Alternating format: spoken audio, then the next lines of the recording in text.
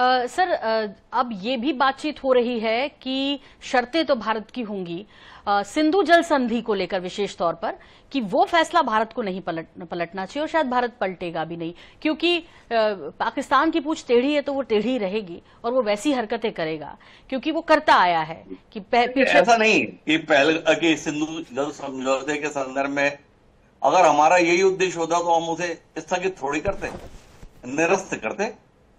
स्थगन का आशय ये है कि हमें भविष्य में उसे बहाल करना है। कुल मिलाकर अगर पाकिस्तान के स्तर पर किसी तीसरे देश की मौजूदगी में बातचीत हो रही है, परस्पर बातचीत हो रही है, और सामने वाला अगर कुछ ठोस तरीके से यह बता पाएगा कि अब हम ऐसा नहीं करेंगे, या हो सकता है हमारी उस शर्तों में शामिल हो कि ये 4 आतंकियों को अब हमारे पास हवाले करेंगे, तब हम सिंधु जल समझौते को बहाल करेंगे, तो कुल मिलाकर हमारे पास में नेगोशिएट करने के लिए, सौदा करने के लिए अनुकूलता है। आज ये कह देना कि सिंधु जल समझौता बहाल नहीं होगा, मुझे लगता है जल्दबाजी होगी। सिंधु जल समझौते को हमने निरस्त नहीं किया था सोनल जी, हमने स्थगित किया, सस्पेंड किया। सस्पेंशन का अर्थ क्या होता है कि भविष्य में बहाली संभव है। तो जब बहाली की संभावना तो हमारे फैसले में शामिल थी, तो कैसे आप इंकार कर देंगे कि ये लागू नहीं होगी? लागू तो होना उसी दिन तय था जिस दिन हमने इसे निलंबित किया था, निरस्त नहीं। जी ठीक सर, आपसे आखिरी सवाल, ये पीओके का बार बार जिक्र आया और चूंकि चाहे वो क्रिकेट मैच हो या फिर युद्ध हो भारत पाकिस्तान के बीच, ना वो सिर्फ भारत के लिए, पूरी दुनिया के लिए विशेष होता है और पूरी दुनिया की निगाहें उस पर होती हैं। ये युद्ध के दौरान भी देखा और क्रिकेट मैच के दौरान तो अनुभव किया ही है सबने।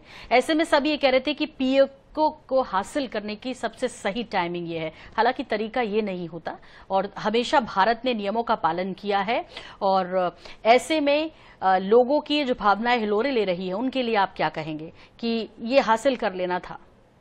देखो, पीओके तो जब भी आएगा ना इसी तरीके से आएगा।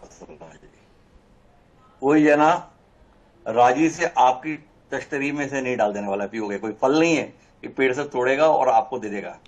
आपको अपने भुजंडों के माध्यम से ही उसे हासिल करना पड़ेगा। पर पीओके केवल एक जमीन का टुकड़ा नहीं है, वहां पर एक बड़ी आबादी है। उस आबादी के अंदर ये एहसास आना चाहिए कि हमारा खुशहाल भविष्य भारत के साथ है। और ये भरोसा कब आएगा? जिस कश्मीर पर अभी हमारा आधिपत्य, जो कश्मीर हमारा हिस्सा है, उस कश्मीर में रहने वालों का यह भरोसा और जीवन के स्तर में वो सुधार दिखे, जिसके चलते पाकिस्तान के अवैध कब्जे वाले कश्मीर में रह रहे लोग इस बात का मलाल करें कि हम वहां क्यों नहीं है, हम वहां क्यों नहीं रह रहे, हम भारत का हिस्सा क्यों नहीं है।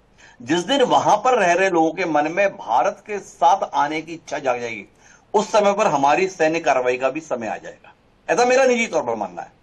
हमें उन लोगों की भूमि पर आक्रमण करके क्या मिलेगा जब वहां पर रहने वाले लोग अगर हमारे खिलाफ रहेंगे। तो सबसे पहले जो कश्मीर में हमारा आज की तारीख में आधिपत्य है, जो कश्मीर भारत का अभिन्न हिस्सा है, उस कश्मीर के लोगों की खुशहाली और भारत के साथ बने रहने की इच्छा विश्व पटल पर दिखनी चाहिए। और इसके चलते पाक के अवैध कब्जे वाले कश्मीर में रहने वालों के अंदर यह मलाल आना चाहिए कि हम इस खुशहाल वर्तमान से वंचित हैं। अगर हम भारत के साथ होते, अगर हम भारत में होते, तो हमारी जिंदगी कितनी बेहतर होती।